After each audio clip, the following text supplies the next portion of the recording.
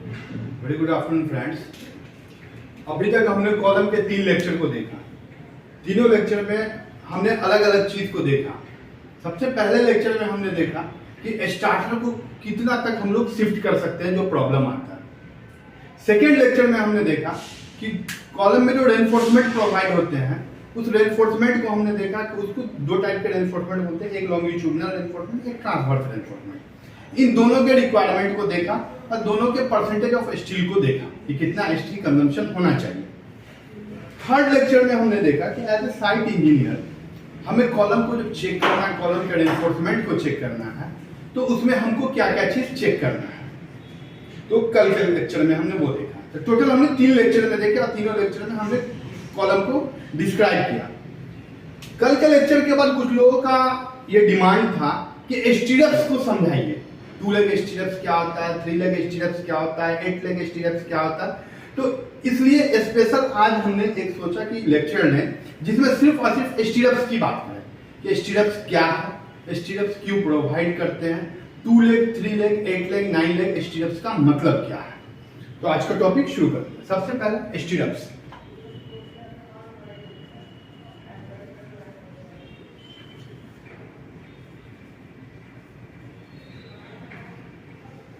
Stirrups और lateral ties. सबसे पहले हम समझते हैं कि स्टीरप्स कहाँ है और लेटरल टाइज क्या है। जो कॉलम में प्रोवाइड करते हैं तो उसको बोलते हैं लेटरल टाइज, और जो बीम में प्रोवाइड करते हैं उसको बोलते हैं स्टीरप्स। अब लेटरल टाइज जो है, लेटरल टाइज कॉलम में क्यों प्रोवाइड करते हैं, अब इसके नाम से ही हम पूरी तरह वाकिफ हैं। लेटरल टाइज, टाइज मतलब टाई। वो क्या करता है कि जो मेन रेनफोर्समेंट होते हैं कॉलम के, उनको क्या करता है कि टाई करके रखता है। जैसे कि अभी हम देखें कि कॉलम के मेन रेनफोर्समेंट को देखते हैं तो इसको क्या करता है कि वो टाई करके रखता है। सॉरी,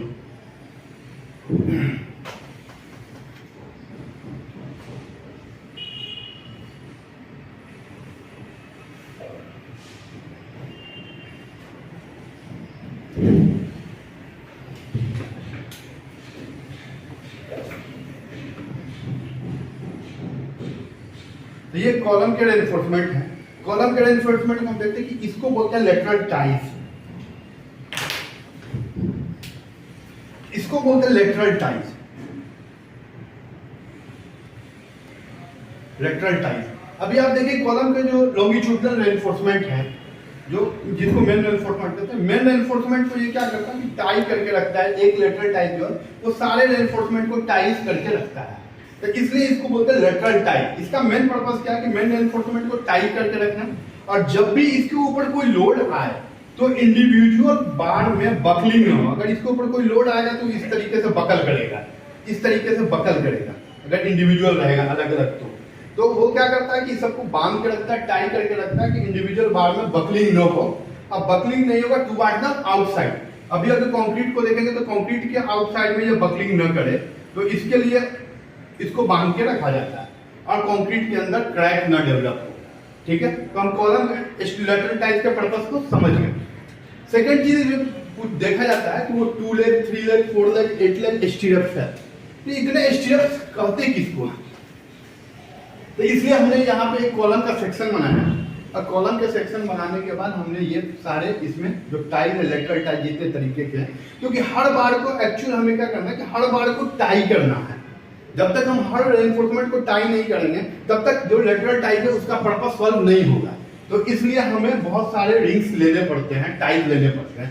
तो इसका हमने एक कॉलम का सेक्शन को देखा और इसके स्टीरप को, लेटरल टाइज को अलग बनाया। एक कॉलम लिया हमने और इसको इस तरीके का हमने दिया। ये एक आउटर है। सबसे पहले एक आउटर रिंग होता है, इसको बोलते हैं मास्टर रिंग, मास्टर स्टीरप या मास्टर रिंग। एक साइड पे जो अंदर वाले जितने भी टाइज होते हैं, ये डब्बा जो बना हुआ है, इसको बोलते हैं डब्बा रिंग। साइड पे डब्बा रिंग। ये जो एक सिंगल है आप इसको देखेंगे, इसको साइड पे बोलते हैं चिपिया, या इसको बोल सकते हैं लिंक बार। ठीक है, अब इसको बोलते हैं triangular ties. Triangular tie. Clear? इतने तरीके के अपने पास ये होते हैं। एक और तरीके का आता है, उसको बोलते हैं क्या, इस तरीके से होता है। इसको बोलते हैं डायमंड टाइज। डायमंड बार भी आते हैं वुमेन एनफोर्समेंट में, वो टाई करने के लिए। अब इतना हम समझ गए। ओके, अब हमको समझना है कि एक टाइल्स को लेते हैं, तो अगर हम देखें स्टीरप्स के टाइप को, 2 लेग 3 लेग 4 लेग स्टीरप को आप समझते हैं। जो एक ये हमने लेटरल टाइल लिया, ये कोई भी रेक्टेंगुलर या स्क्वायर लेटरल टाइल जो होगा वो 2 लेग स्टीरप होगा। 2 लेग स्टीरप्स। तो ये जो आउटर रिंग है ये कितना हो गया, ये हो गया 2 लेग स्टीरप्स, ये हो गया 2 लेग, ये 2 लेग, ये 2 लेग, ये 2 लेग। तो अभी आप टोटल समझ सकते हैं कि ये टोटल जो स्टीरप्स है वो कितने लेग का स्टीरप्स है। एक तो ये आउटर मास्टर एनफोर्समेंट हुआ, मास्टर रिंग हो गया, ये हो गया 2 लेग, ये हो गया 2, तो 2 2 2 2 कितने हो गए, 2 2 2 2, दैट इज 8, 2 + 2 + 2 + 2, अब प्लस ये एक बीच में जो चिपिया दिया गया, ये इसको बोलते हैं सिंगल लेग स्टीरप्स, तो +1। ये टोटल अगर हम देखें तो 2 टोटल हो गए 9, यानी टोटल अगर इसको हम देखें तो ये हो गए 9 लेग स्टीरप्स, 9 लेग स्टीरप्स। तो आप समझ गए कि स्टीरप्स किसको कहते हैं, स्टीरप्स का फंक्शन क्या है, और 2 leg 3 leg single leg stirrups का मतलब क्या है, किसको 2 leg 3 leg single leg stirrups कहते हैं। Okay, anyone who wants to write down? Okay, अब आगे समझते हैं अरेंजमेंट ऑफ लेटरल टाइज। कि एज अ साइट इंजीनियर जब आप रेनफोर्समेंट चेक करने गए तो आपको क्या क्या चीज जो देखना था, उसमें लेटरल टाइज में क्या क्या चीज देखें, लेटरल टाइज का क्या क्या। सबसे पहले एक लेटरल टाइज के बारे में देखें।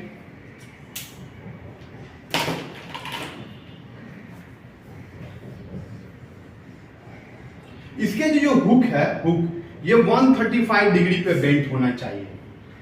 एक दूसरा रिक्वायरमेंट का कि ये जो इसके हुक लेंथ है, हुक लेंथ ये मिनिमम 10 डी होना चाहिए, where D equal to dia of lateral tile. ये हो गया। अभी कोई ड्राइंग है क्या?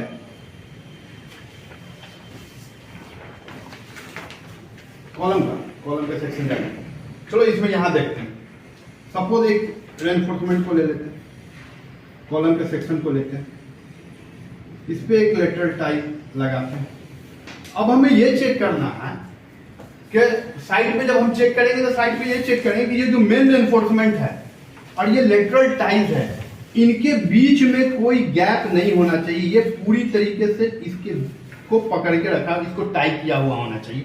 इन दोनों के बीच कोई गैप नहीं होना चाहिए। ठीक है, जैसे अभी हमने यहाँ पे आपको दिखाया, इसमें देखो यहाँ टाइट है और यहाँ रेनफोर्समेंट है, इन दोनों के बीच गैप है, लेकिन ऐसा कोई भी गैप यहाँ पे नहीं चाहिए इनके बीच में। एक पहला रिक्वायरमेंट ये चीज देख लेंगे कि कोई भी गैप नहीं चाहिए, पूरी तरह मेन रेनफोर्समेंट को टाई करके रखे हुआ होना चाहिए।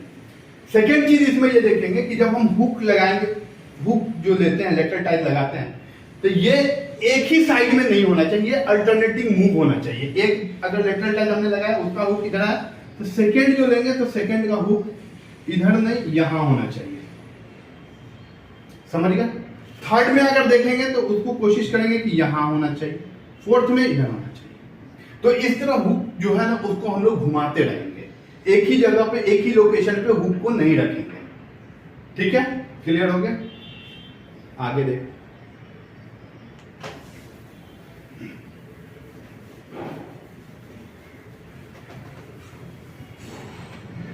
जब बीम में देखते हैं कि इसका अरेंजमेंट कैसे है, सबसे पहले बीम को थोड़ा सा समझ लेते हैं।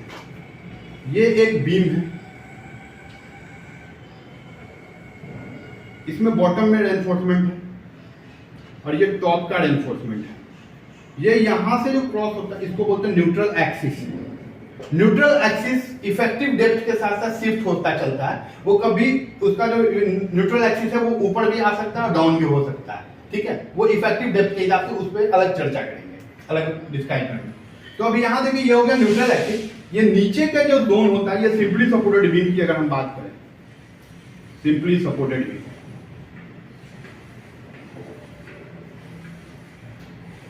तो ये न्यूट्रल एक्सिस से नीचे का जो जोन होता है ना इसको बोलते हैं टेंशन, टेंशन जोन। और ऊपर का जो जोन होता है इसको बोलते हैं कंप्रेशन जोन। तो जब भी बीम में हम लेटरल टाइज लगाएंगे ना, बीम में जब लेटरल टाइज लगाएंगे तो हुक जो है वो हुक हमेशा ऊपर में होना चाहिए, ऊपर के डायरेक्शन में होना चाहिए, टॉप रेनफोर्समेंट में होना चाहिए। लेकिन जस्ट इसके अपोजिट होता है कैंटिलीवर बीम में।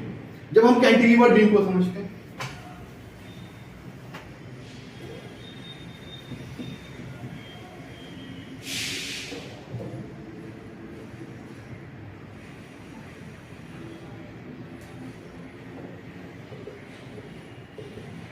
न्यूट्रल एक्सिस हो गया। कैंटिलीवर बीम को जब हम समझते हैं, कैंटिलीवर बीम में कैसे होता है कि टेंशन जो होता है ये न्यूट्रल एक्सिस होगा। न्यूट्रल एक्सिस के नीचे वाला जो पार्ट होता है इसमें कंप्रेशन होता है, जस्ट अपोजिट होता है। और ऊपर में क्या होता है, टेंशन होता है। तो यहां जब हम स्टीरप्स के अरेंजमेंट को करेंगे तो हुक को हमेशा हम नीचे रखेंगे। Is it clear? Any question? तो आज हमने क्या समझा, टाइप्स ऑफ स्टीरप को समझा, स्टीरप्स के फंक्शन को समझा और स्टीरप्स के अरेंजमेंट को समझा। अब जब हम आगे के लेक्चर में जाएंगे तो हम देखेंगे कि स्टीरप्स का कटिंग लेंथ कैसे निकालते हैं, ठीक है। तो वो हम लोग बीबीएस में समझेंगे कि कॉलम के स्टीरप्स का कटिंग लेंथ कैसे निकालते हैं और बीम में कैसे निकालते हैं। तो हम लोग जब बीबीएस में जाएंगे ना तो वहां उस चीज को समझेंगे। कोई क्वेश्चन? Okay, thank you.